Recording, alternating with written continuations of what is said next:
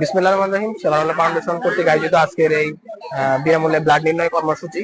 তো আজকের এই বিনামূল্যে ব্লাড নির্ণয় কর্মসূচি অনুষ্ঠিত হচ্ছে নোয়াখালীর কবিরহাট উপজেলার ১ নং ওয়ার্ড বালুয়ারদিঘি মোশাররফ হোসেন উচ্চ বিদ্যালয় প্রাঙ্গণে। দেখেন আমরা এখানে অনেক ছাত্রছাত্রী রয়েছে এবং আমাদের দুই ট্রেনাররা আমাদের কাজ করতেছে।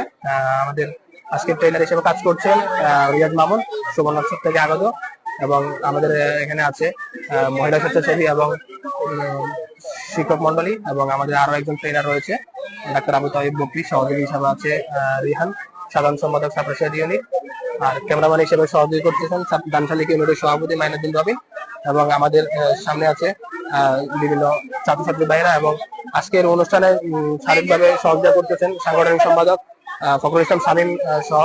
আজকের আয়োজনে স্পন্সর যিনি করেছেন এই প্রাক্তন ছাত্র মোশাররফ হোসেন উচ্চ বিদ্যালয়ের